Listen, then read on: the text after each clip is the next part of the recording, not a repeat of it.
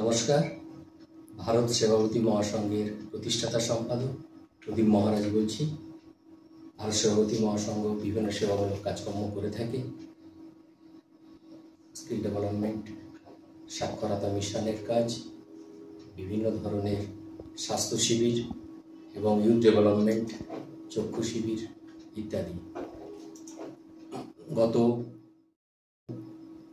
20 December থেকে 2রা জানুয়ারি 2024 পর্যন্ত যে 20তম বর্ষ কলকাতা সরস মেলা শুরু হয়েছে নিউ টাউন মেলা প্রাঙ্গণে।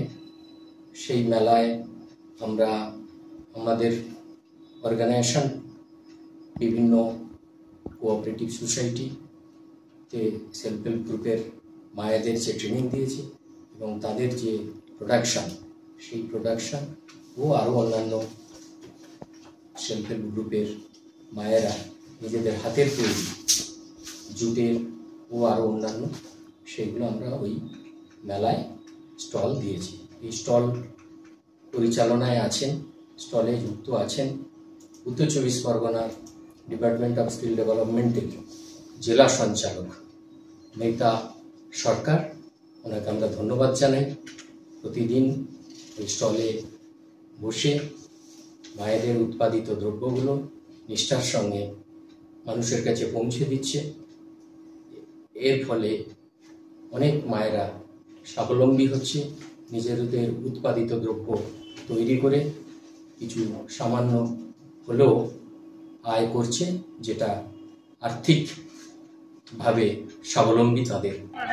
সেগুলো সবই আমাদের মেয়েরা তৈরি করেছে। ভারত সেবাবতী মহাসংঘ একটা স্বেচ্ছাসেবী প্রতিষ্ঠান। সেখান থেকে আপনাদেরকে মেয়েদের উন্নতির জন্য ঘরে বসে তারা যাতে বিভিন্ন ধরনের জিনিসপত্র তৈরি করে নিজেরা স্বনির্ভর হতে পারে, সেই রকম প্রচেষ্টার মাধ্যমে আমরা ভারত সেবাবতীর যতটা সাধ্য আমরা চেষ্টা করে যাচ্ছি।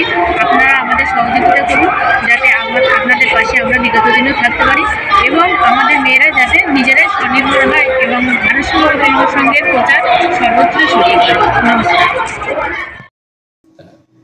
এইভাবে আমরা মানুষের পাশে আছি, আগামী দিনেও থাকবো।